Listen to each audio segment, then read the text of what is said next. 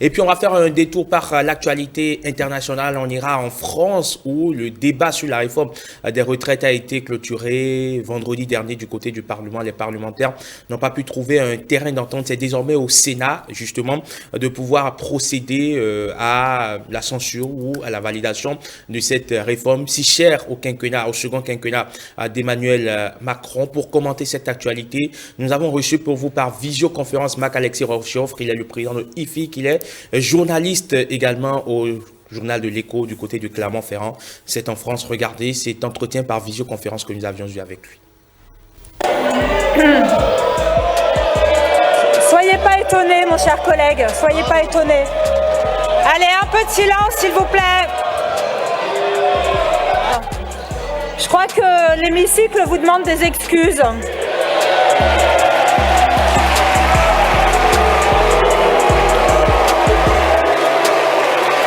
Nous vous demandons de présenter vos excuses pour en rester là et pouvoir continuer les débats.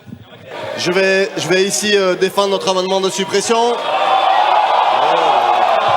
Nous ne laisserons passer aucun comportement qui dégrade notre Assemblée nationale. Vous avez le droit d'être en désaccord politique, mais vous n'avez pas le droit d'entraver le droit d'amendement des députés. Présenter ses excuses et retirer un tweet, c'est pas un acte de faiblesse, c'est un acte au contraire qui vous grandirait. Vous voyez bien que les débats là sont un moment de blocage.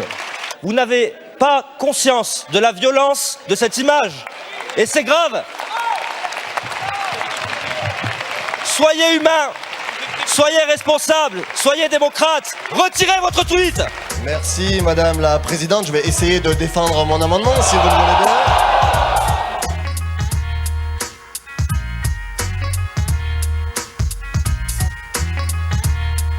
Marc-Alexis Rochofre, bonjour. Bonjour Herman.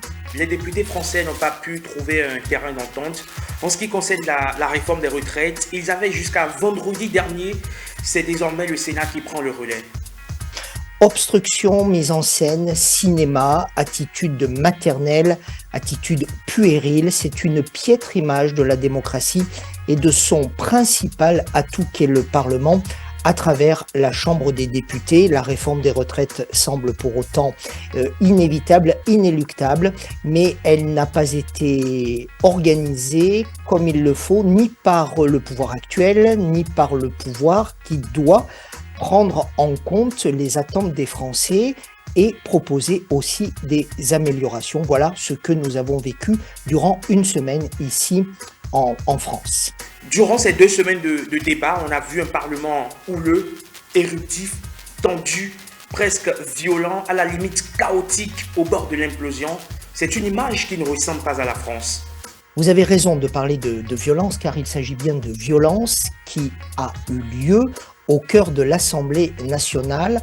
Absence de débat, mais plus exactement échange avec invectivité, éructation. Nous sommes bien ici dans le véritable visage de la France insoumise qui est celui du refus du débat, du refus des idées d'autrui et de la volonté d'imposer par la force une idée, une seule.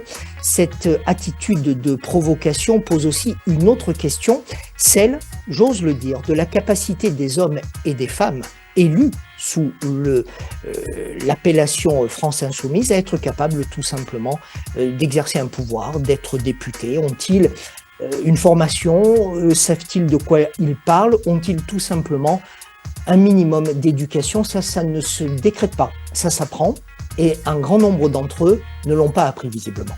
Le Rassemblement national a déposé une motion de censure qui n'a pas prospéré. Sur les 289 voix requises, il n'en a eu que 89. C'était attendu ça? Là, Herman, vous posez la question du paradoxe du Rassemblement national.